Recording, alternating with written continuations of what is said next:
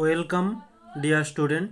আমরা এখন পার্ট ওয়ানের পর পার্ট টু নিয়ে শুরু করব, যেখানে পার্ট ওয়ানে কমপ্লিট করেছিলাম, তারপর থেকেই পার্ট টুটি শুরু করতে যাচ্ছি। তো যারা সরাসরি পার্ট টুতে চলে এসেছো তাদেরকে বলবো এই ক্লাসের নিচে ডেসক্রিপশান বক্সে একেবারে উপরে পার্ট ওয়ানের লিঙ্কটি রয়েছে, ওখানে ক্লিক করে তোমরা দেখতে পারো।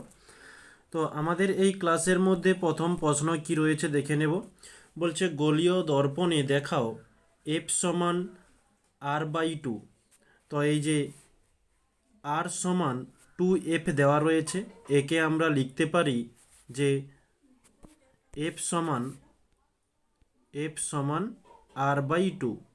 এটা দেওয়া রয়েছে গোলীয় দর্পণের জন্য। গোলীয় দর্পণ দু রকমই হয়ে থাকে, একটা উত্তল একটা অবতল। এখানে কোনো উল্লেখ করা নেই কোন দর্পণের জন্য, তাই একসাথে একটা মিক্সড করে অ্যান্সার দেওয়া হয়েছে। নেক্সট পরে বলছে উত্তল লেন্সের ফোকাস এবং আলোক কেন্দ্র কি, এটা নেক্সট পেজে দেখে নেব। এই যে ফোকাস এবং আলোক কেন্দ্র, এখানে এই যে আলোক কেন্দ্র দেওয়া রয়েছে, এখানে উত্তল দর্পণ বলেছে, এক মিনিট, উত্তল লেন্স বলা হয়েছে, অবতলের কোনো কথা বলেনি, তাই এই অবতলের চিত্রটিকে ক্যান্সেল করে দিও আর অ্যান্সার যেটা রয়েছে ওটা করবে। নেক্সট পরবর্তীতে এখানে বলছে তামার রোধাঙ্ক 1.68 ইন্টু 10⁻⁻6 হবে। এটা সেন্টিমিটার বলতে কি বোঝো? তো ওহম সেন্টিমিটার। তো অ্যান্সারটি লিখে দিচ্ছি। নির্দিষ্ট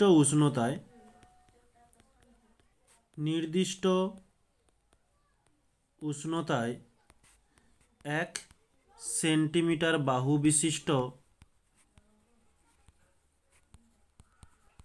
বিশিষ্ট একটি তামার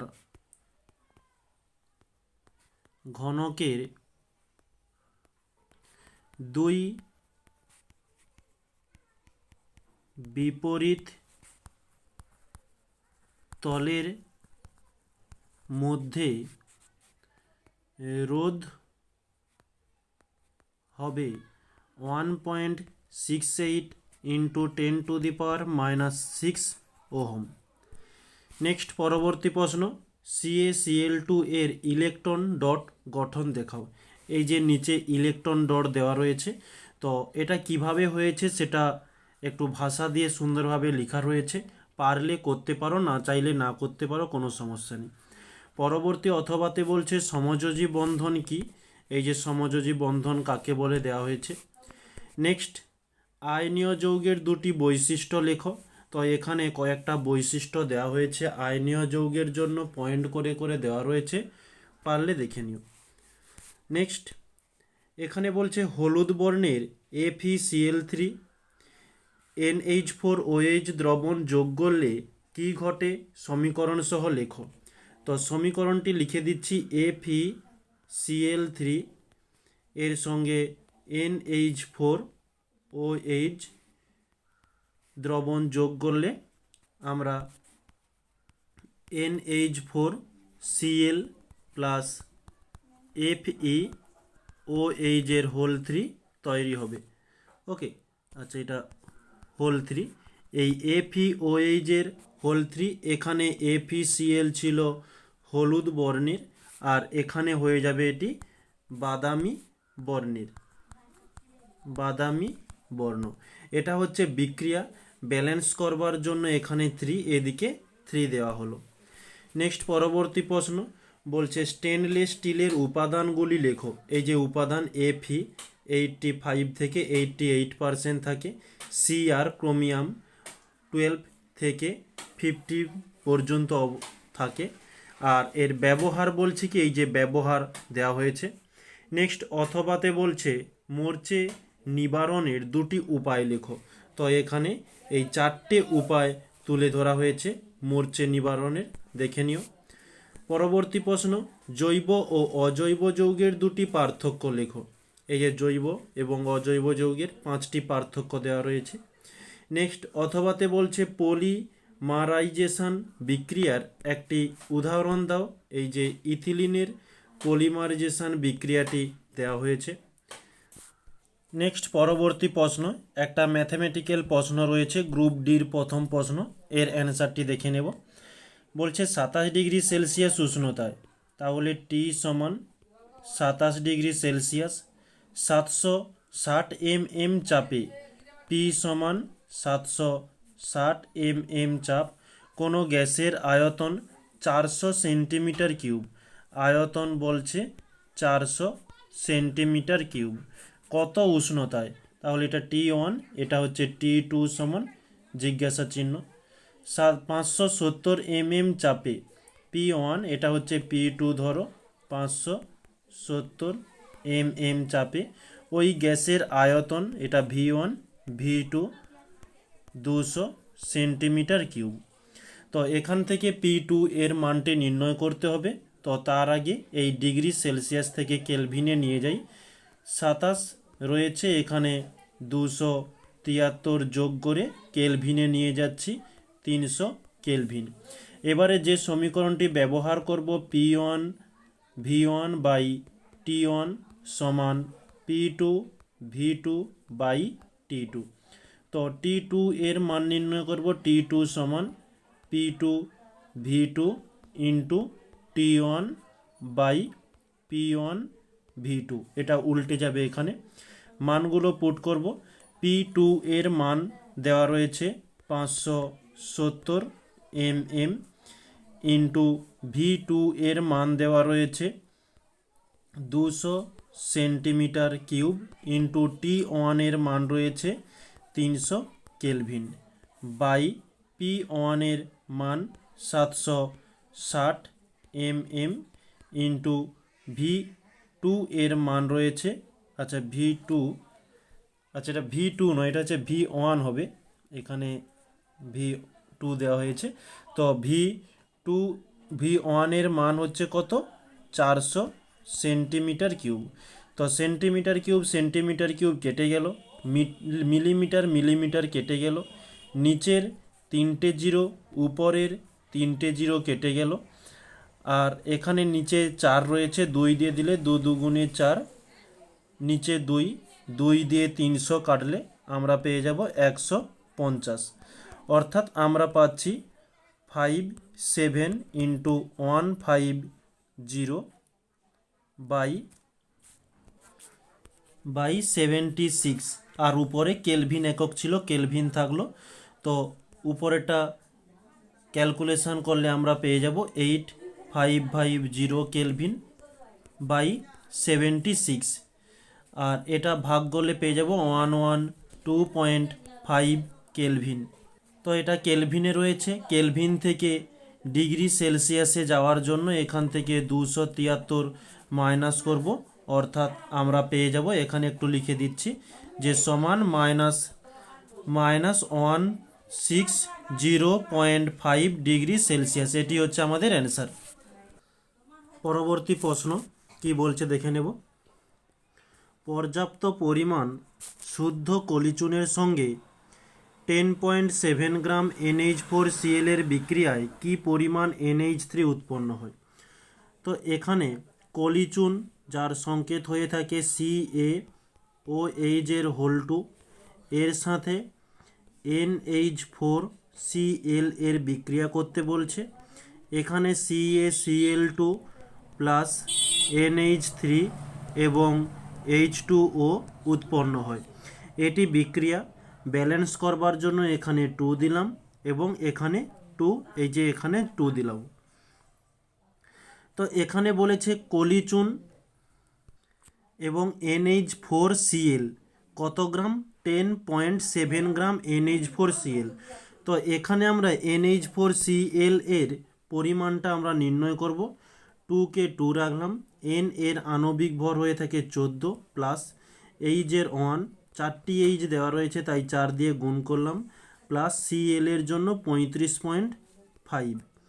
তো 2কে 2 এলো, 14 প্লাস 1 4 4 প্লাস 35.5, এটা যোগ করলে আমরা পেয়ে যাব 53.5, আর এটা গুণ করলে আমরা পাচ্ছি 107 গ্রাম।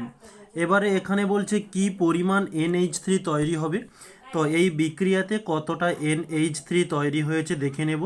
2 কে 2 থাকলো, N এর জন্য 14 প্লাস H এর জন্য 1, 3টি H রয়েছে, 3 দিয়ে গুণ দিলাম। 2 কে 2 রাখলাম, 14কে 14 এলো, 1 3 3, অর্থাৎ আমরা পাচ্ছি 14 প্লাস 3 করলে 17, 17 দুগুণে 34 গ্রাম।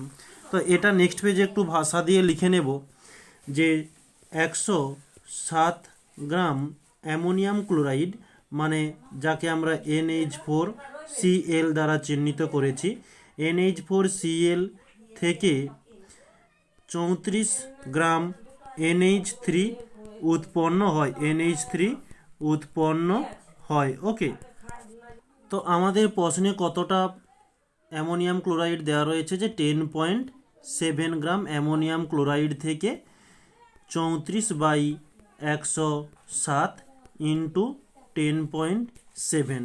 তো পয়েন্ট তুললে নিচে 10 হচ্ছে, এদিকে 107 কেটে গেল, 34/10, অর্থাৎ আমরা লিখতে পারি 3.4 গ্রাম NH3 উৎপন্ন হয়। এটি হচ্ছে আমাদের অ্যান্সার। পরবর্তী প্রশ্ন কি বলছে এখানে একটু দেখে নেব। 24 গ্রাম কার্বনকে অতিরিক্ত অক্সিজেনে পোড়ালে যে পরিমাণ কার্বন ডাইঅক্সাইড তৈরি হয়, তো যে পরিমাণ কার্বন ডাইঅক্সাইড তৈরি হয়, তো কতটা কার্বন ডাইঅক্সাইড তৈরি হয় সেটা আগে আমরা নির্ণয় করব। এখানে বলেছে যে কার্বন এর সঙ্গে O2কে পোড়ানে, মানে কার্বনের সঙ্গে অক্সিজেনকে যোগ করলে আমরা এখানে CO2 পাচ্ছি। তো কার্বনের আণবিক ভর হয়ে থাকে 12 এবং কার্বন ডাই অক্সাইডের জন্য C এর 12 প্লাস O এর জন্য 16, দুটি O রয়েছে, 2 দিয়ে গুণ দিলাম, অর্থাৎ পাচ্ছি 12 প্লাস 16 দুগুণে 32 সমান 44 গ্রাম। এখানে লিখতে পারি যে 12 গ্রাম কার্বন থেকে 44 গ্রাম CO2 উৎপন্ন হয়। তাহলে আমাদের বলছে 24 গ্রাম কার্বন, তাহলে 24 গ্রাম কার্বন থেকে 44/12 ইন্টু 24, 12 দুগুণে 24, 44-এর সঙ্গে 2 গুণ করলে 88 গ্রাম CO2 উৎপন্ন হয়। এবারে কি বলছে দেখব, যে তা উৎপন্ন করতে কত পরিমাণ CaCO3 লাগবে। তো এই 88 গ্রাম কার্বন ডাইঅক্সাইড উৎপন্ন করতে কতটা CaCO3 লাগবে সেটা আমরা আর একটা বিক্রিয়ার মাধ্যমে দেখে নেব। তো CaCO3 একে আমরা যদি ভাঙি তাহলে পেয়ে যাব CaO প্লাস CO2। CO2 এর আণবিক ভর 44 গ্রাম, কিভাবে নির্ণয় করতে হয় সেটা আমরা আগেই জেনেছি।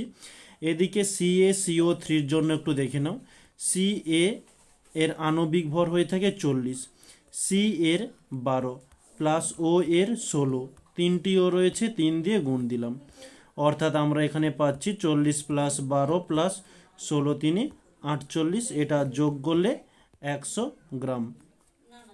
এখানে আমরা লিখতে পারি যে 44 গ্রাম CO2 উৎপন্নের জন্য 100 গ্রাম CaCO3 প্রয়োজন। তাহলে আমাদের সেখানে কতটা কার্বন ডাইঅক্সাইড উৎপন্ন হয়েছিল? 88 গ্রাম। তো এই 88 গ্রাম CO2 উৎপন্নের জন্য কতটা CaCO3 প্রয়োজন? 100/44 ইন্টু 88, 44 কাটলে 2-এ চলে যাচ্ছে, তাহলে 100 সঙ্গে 2 গুণ করলে পাচ্ছি 200 গ্রাম CaCO3 প্রয়োজন।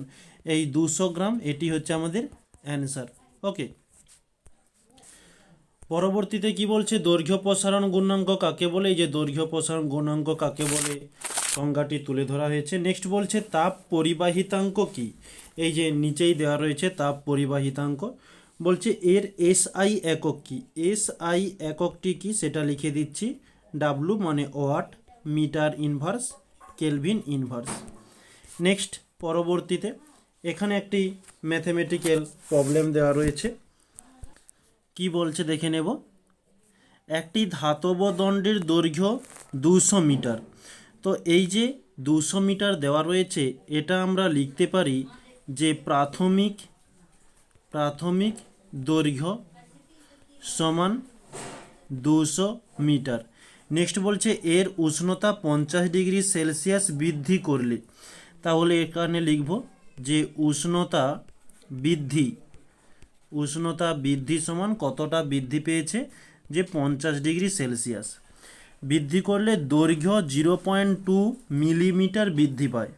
আবার এখানে লিখব যে দৈর্ঘ্য বৃদ্ধি, ওকে, দৈর্ঘ্য বৃদ্ধি সমান 0.2 মিলিমিটার। তাহলে বলছে যে ওই পদার্থের দৈর্ঘ্য প্রসারণ গুণাঙ্ক নির্ণয় করো। তো দৈর্ঘ্য প্রসারণ গুণাঙ্ককে আমরা আলফা দ্বারা চিহ্নিত করি। আলফা সমান যে সমীকরণটি আমরা থিওরিতে জেনে এসেছি, যে দৈর্ঘ্য প্রসারণ বাই প্রাথমিক দৈর্ঘ্য ইন্টু উষ্ণতা বৃদ্ধি। তো দৈর্ঘ্য প্রসারণ, কতটা দৈর্ঘ্য প্রসারণ হয়েছে, এই যে দৈর্ঘ্য বৃদ্ধি যেটা, ওটাই হচ্ছে দৈর্ঘ্য প্রসারণ 0.2 মিলিমিটার। তো এই মিলিমিটার থেকে আমরা মিটারে পরিবর্তন করব, তাহলে এদিকেও মিটার হবে, না হলে আমাদের এই মিটারকে মিলিমিটারে নিয়ে যেতে হবে, দুটোকে একই করতে হবে। তো আমরা এই মিলিমিটার থেকে মিটারে নিয়ে যাই। আমরা জানি 1 মিলিমিটার সমান হয়ে থাকে 0.001 মিটার। এটা হচ্ছে মিলিমিটার এবং মিটারের মধ্যে সম্পর্ক। তাহলে 0.2 মিলিমিটার সমান কত মিটার হচ্ছে, 0.001 বাই 1 ইন্টু 0.2। এদিকের পয়েন্ট তুললে নিচে একটা শূন্য আসছে, এদিকের পয়েন্ট তুললে নিচে রয়েছে, মানে দশমিকের পর রয়েছে 3টি সংখ্যা, তাহলে আমরা এখানেও নিচে 3টি শূন্য বসিয়ে দিলাম, অর্থাৎ আমরা পাচ্ছি 2/1 নিচে 4টে শূন্য, এত মিটার। তাহলে দৈর্ঘ্য প্রসারণ কত মিটার হয়েছে, এই মানটি আমরা এখানে পুট করব, 2/1 পিঠে 4টি শূন্য, এত মিটারটা উপরে থাকবে। তারপরে রয়েছে প্রাথমিক দৈর্ঘ্যটা কত, 200 মিটার ইন্টু উষ্ণতা বৃদ্ধি। কতটা উষ্ণতা বৃদ্ধি হয়েছে, 50 ডিগ্রি সেলসিয়াস। এবারে উপরের মিটার নিচের মিটার কেটে গেল, ওকে। তো নিচের উপরের 2 এদিকে কাটাকাটি করলে হয়ে যাচ্ছে 100, আর কাটাকাটি কোনো যাচ্ছে না, তাহলে উপরে থাকছে 1। নিচেরটাকে আমরা কিভাবে সলিউশন করছি একটু দেখে নিও। নিচে এদিকে রয়েছে 1-এর পিঠে 4টে শূন্য, এদিকে রয়েছে 1-এর পিঠে 2টো শূন্য, এদিকে 50 যেটা রয়েছে, আমরা 50কে লিখতে পারি 5 ইন্টু 10, এটা করতে পারি। তাহলে ডিগ্রি সেলসিয়াস যেমন ছিল থাকলো, এখানে আমরা বাকিটা করে দিচ্ছি। তাহলে সমানকে সমান এলো 1/5, ওকে, 1/5। তার সঙ্গে কটা শূন্য রয়েছে গুনে নাও একটু, 1 2 3 4 5 6, এদিকে একটা 7টা, মোট 7টা শূন্য রয়েছে। তাহলে আমরা লিখতে পারি ইন্টু 10⁻⁷। তারপরে ডিগ্রি সেলসিয়াস যেমন ছিল থাকলো।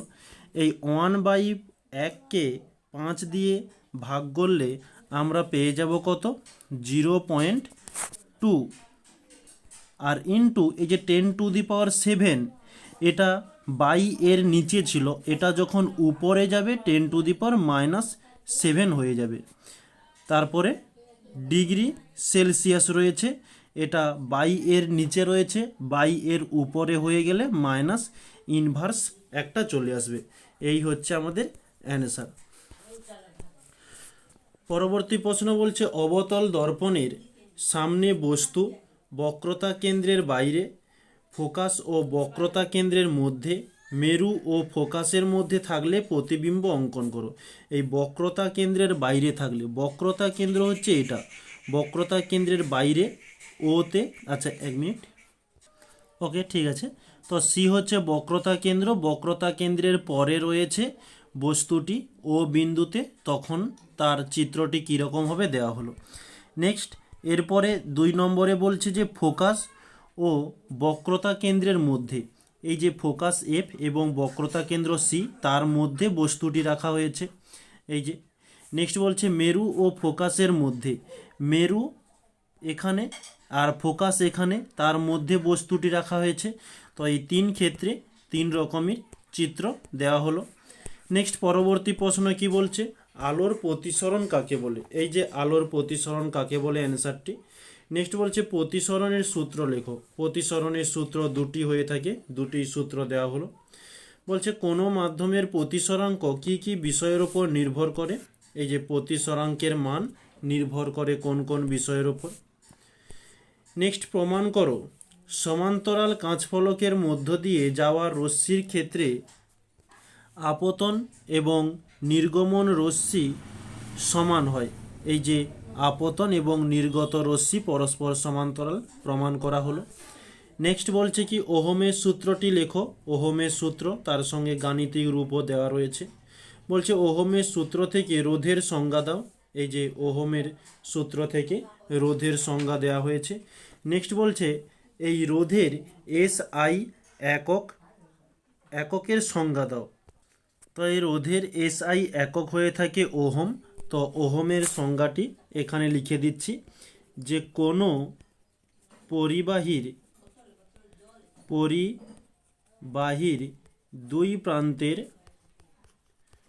দুই প্রান্তের বিভব প্রভেদ আর বিভব পার্থক্য 1V এবং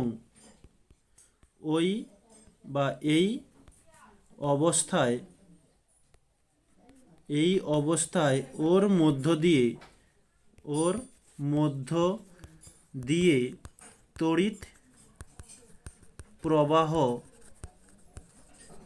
তড়িৎ প্রবাহ মাত্রা 1 অ্যাম্পিয়ার হলে ওই পরিবাহীর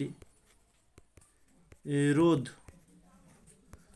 1 ওহম হবে। নেক্সট পরবর্তী প্রশ্ন, এখানে একটি ম্যাথমেটিক্যাল প্রবলেম রয়েছে। একটি পদার্থের রোধাঙ্ক 9 × 10⁻⁻6, এটা হচ্ছে -6, এটা পাওয়ারে হবে, ওহম মিটার। তো রোধাঙ্ক রো এর মান বলে দেওয়া রয়েছে 9 × 10⁻⁻6 ওহম মিটার। ওই পদার্থের 0.3 সেন্টিমিটার ব্যাসকে আমরা কি দ্বারা চিহ্নিত করি, ক্যাপিটাল আর, 0.3 সেন্টিমিটার। কত দৈর্ঘ্যের তারের রোধ 1 ওহম হবে। রোধকেও আমরা আর দ্বারা চিহ্নিত করি, বলা হয়েছে 1 ওহম। তো এই রোধকে, আচ্ছা এখানে ছোট্ট করে লিখে রেখে দিই, এটা হচ্ছে ব্যাস তার ক্যাপিটাল আর। ওকে, তো এখানে কত দৈর্ঘ্য, এল সমান জিজ্ঞাসা চিহ্ন বলেছে। তো আমরা যে সমীকরণটা জানি, যে আর সমান rho L by pi R square, মানে প্রস্থচ্ছেদ। তো এখানে আমাদের নির্ণয় করতে হবে এল এর মান, অর্থাৎ আমরা লিখতে পারি capital R into pi small R square by rho. এই স্মল আরটা কি, স্মল আর সমান হয়ে থাকে ব্যাস বাই 2। ব্যাস কত, 0.3 বাই 2কে 2 থাকলো। এবারে আমরা মানগুলো পুট করব। ক্যাপিটাল আর এর মান রয়েছে 1 ইন্টু পাই এর মান 22/7, 22/7 করলাম, বাই স্মল আর এর স্কয়ার। স্মল আর এর মান এটা, স্কয়ার যেহেতু আছে আমরা দুবার লিখব, তাহলে 0.3, এদিকে 2 ইন্টু 2, তো দুবার করলাম। নেক্সট নিচে কি বলছে, রো এর মান কত, 9 × 10⁻⁻6। তো এই 10⁻⁻6কে আমরা এখানে না লিখে উপরে তুলে দিচ্ছি 10⁻6। যেহেতু উপরে তুলেছি তাই মাইনাসটি আর থাকবে না। এবারে আমরা কাটাকাটি শুরু করব। এটা হচ্ছে 22, এদিকের পয়েন্ট তুললে একের পিঠে দুটো শূন্য হয়ে যাচ্ছে। এবারে কাটাকাটি করলে 2 দিয়ে দিলে 2 একে 2, 2 একে 2, আর বিশেষ আচ্ছা কাটাকাটি যাচ্ছে, 3 দিয়ে দিলে 3 3 9, এই 3 কেটে গেল। আচ্ছা এখানে একের পিঠে দুটি শূন্য, অর্থাৎ আমরা লিখতে পারি 10 স্কোয়ার। তো এই 100 বা 10 স্কোয়ার কাটলে কাটাকাটি করলে 10⁶ কেটে হয়ে যাবে 10⁴। ওকে, এবারে কি থাকছে, উপরে 11 ইন্টু 10⁴, নিচে থাকছে 7, আর এদিকে 2, আর কিছু নেই, তাহলে 7 দুগুণে 14। তো 11কে 14 দিয়ে ভাগ করলে তাহলে আমরা পাচ্ছি 0.78 ইন্টু 10⁴, যেমন ছিল থাকলো। এত, যেহেতু আমরা দৈর্ঘ্য নির্ণয় করছি তাই দৈর্ঘ্যের একক কি হয়ে থাকে, মিটার। এটি হচ্ছে আমাদের অ্যান্সার। পরবর্তী প্রশ্ন কি বলছে, তো এরকমই কোশ্চেন আমরা এর আগেও 1-2 বার করেছি, তো এখানেও করে দিচ্ছি, তোমরা একটু দেখে নিও। দুটি রোধের শ্রেণী ও সমান্তরাল সমবায়ে তুল্য রোধ যথাক্রমে 9 ওহম এবং 2 ওহম। রোধ দুটির নির্ণয় করতে বলছে। তো আমরা ধরি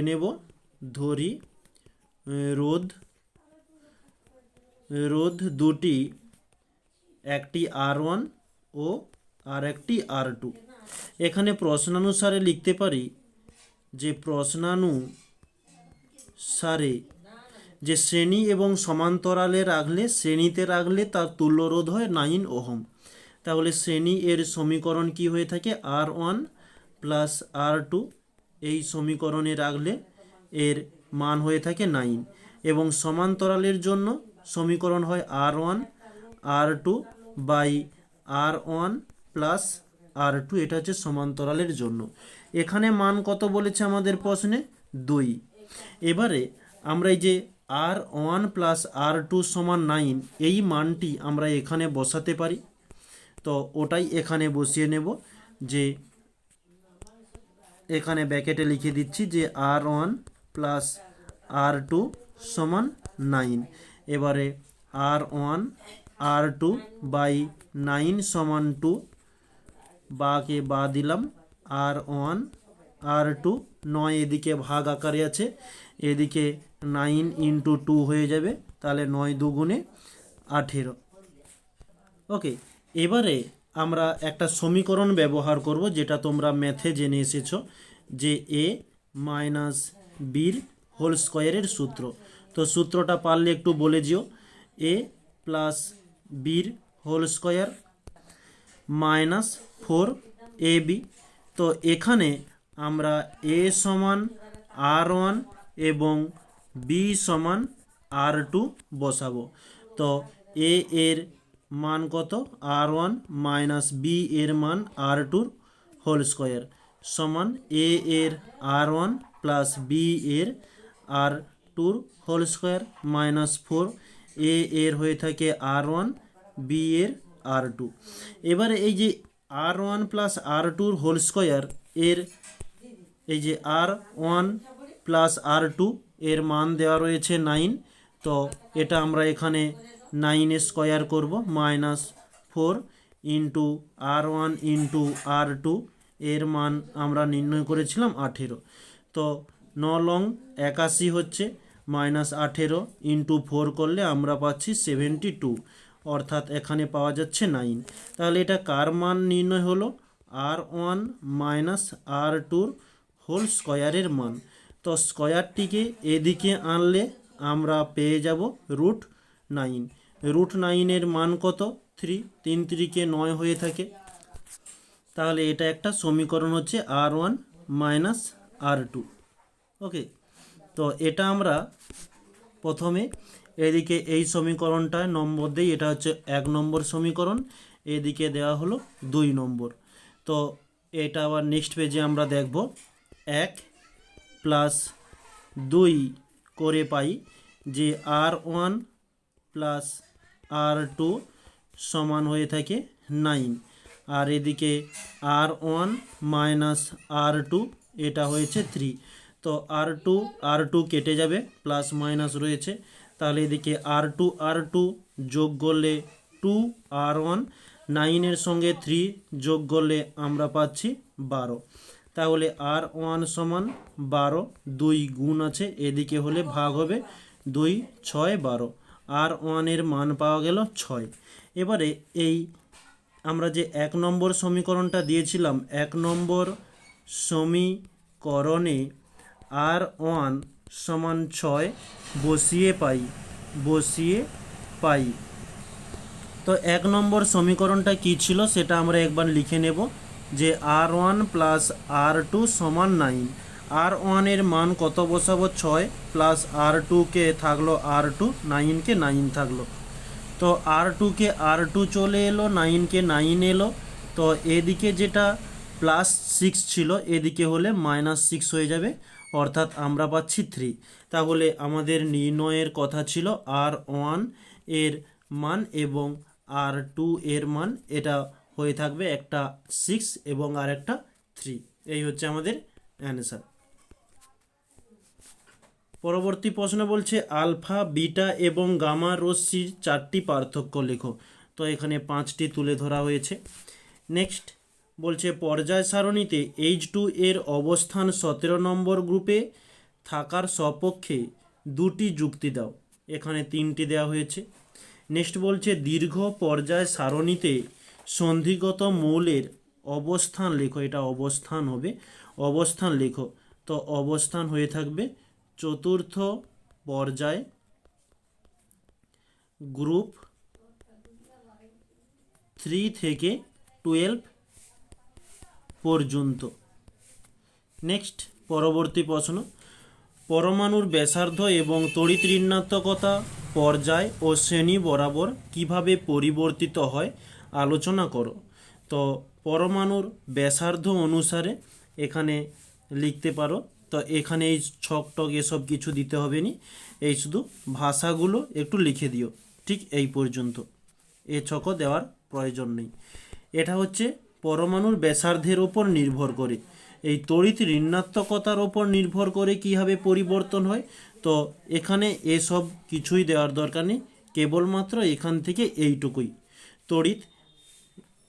আচ্ছা, এখানে এই অ্যান্সারটি হবে না, এটা হচ্ছে আয়নাইজেশন শক্তি বা আয়নীভবন শক্তির দ্বারা কিভাবে পরিবর্তন হয় সেটা দেওয়া রয়েছে, কিন্তু আমাদের চেয়েছে তড়িৎ ঋণাত্মকতার ওপর।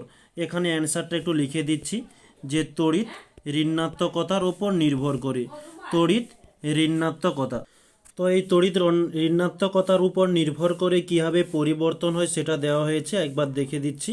যে পর্যায় সারণীর পর্যায়ে বাম দিক থেকে ডান দিকের মৌলগুলির তড়িৎ ঋণাত্মকতা ক্রমশ বৃদ্ধি পায় এবং 17 শ্রেণীতে সর্বোচ্চ হয়, এবং শ্রেণীতে উপর থেকে নিচে মৌলগুলির তড়িৎ ঋণাত্মকতা ক্রমশ হ্রাস পায়। ওকে, নেক্সট পরবর্তী প্রশ্ন কি বলছে, কপার তড়িৎদ্বার ব্যবহার করে CuSO4 এর তড়িৎ বিশ্লেষণ ব্যাখ্যা করো। এর ক্যাথোড ও অ্যানোড বিক্রিয়াটি লেখো। এই যে ক্যাথোড এবং অ্যানোড বিক্রিয়া, তার সঙ্গে ব্যাখ্যা এই সুন্দরভাবে দেওয়া হয়েছে। নেক্সট পরে বলছে NH3 গ্যাস শুষ্ককরণে P2O5, এটা হচ্ছে O5 হবে, O5 কেন ব্যবহার করা হয় না। তো এই যে কেন ব্যবহার করা হয় না। নেক্সট বলছে হেবার পদ্ধতিতে NH3 প্রস্তুতির নীতি ও সমীকরণ সহ লেখো। এই যে নীতি এবং নিচের সমীকরণটি তুলে ধরা হয়েছে। নেক্সট পরবর্তীতে কি বলছে, ইথিলিনের সঙ্গে, এটা সঙ্গ হয়ে গেছে, সঙ্গে H2 এর বিক্রিয়া। এই যে ইথিলিনের সঙ্গে H2 এর বিক্রিয়া বলছে, ইথিলিনের সঙ্গে Br2 এর বিক্রিয়া, এই যে ব্রোমিন Br2 এর বিক্রিয়া, শর্ত ও সমীকরণ সহ লেখো। এই যে শর্ত এবং তার সঙ্গে সমীকরণ দেওয়া হলো। নেক্সট বলছে IUPAC নামকরণ করো। কয়েকটা এই 3টে যৌগ তুলে ধরা হয়েছে, এটি আমরা নেক্সট পেজে দেখে নেব। তো একে কি দিয়েছে, যে CH3 CH2 CH2 CHO। ওকে, তো এটার কি নাম হয়ে থাকে, যে বিউটেনোইক অ্যাসিড অ্যাসিড। নেক্সট দ্বিতীয় নম্বরে কি বলছে, CH3 CHOH CH3 এর সঙ্গে হয়ে থাকে যে প্রোপানোয়িক অ্যাসিড PROPAN 2 বা ওকে 2 অল OL প্রোপানোয়িক অ্যাসিড। আচ্ছা, এটা অ্যাসিড বলছি, অ্যাসিড নয়, প্রোপান 2 অল যাকে আমরা লিখতে পারি। নেক্সট পরবর্তীতে কি বলছে, এটা হবে প্রোপানোয়িক অ্যাসিড। তো আমি একটু ভুলবশত বলে দিয়েছিলাম। তো 3 নম্বর পয়েন্টে CH3 CH2 COOH এর IUPAC নাম হয়ে থাকে প্রোপানোয়িক অ্যাসিড, প্রোপানোয়িক অ্যাসিড। ওকে, নেক্সট। তো আজকের এই টপিকের মধ্যে আমাদের যেসব প্রশ্নগুলো ছিল আমরা খুব সুন্দরভাবে আলোচনা করেছি। এরপরেও যদি কোনো সমস্যা থেকে থাকে অবশ্যই কমেন্টে জানাতে ভুলবে না। আর যারা এই ক্লাসের মধ্যে নতুন ছিলে তাদের জন্য একটু বলে দিই, আমরা যে দুটো পার্টের মাধ্যমে ক্লাসগুলো কমপ্লিট করেছি, তোমরা এই ক্লাসের নিচে ডেসক্রিপশান বক্সে একটি টেলিগ্রাম গ্রুপ পেয়ে যাবে। ওখানে ক্লিক করে জয়েন্ট হয়ে গিয়েও প্রতিনিয়ত ক্লাস শেষ হওয়ার কিছুক্ষণ পর তোমরা পিডিএফগুলো পেয়ে যাবে। ওকে, তাহলে আজকে এই পর্যন্তই। সবাইকে থ্যাংক ইউ বলে ক্লাসটিকে এখানে সমাপ্ত করছি।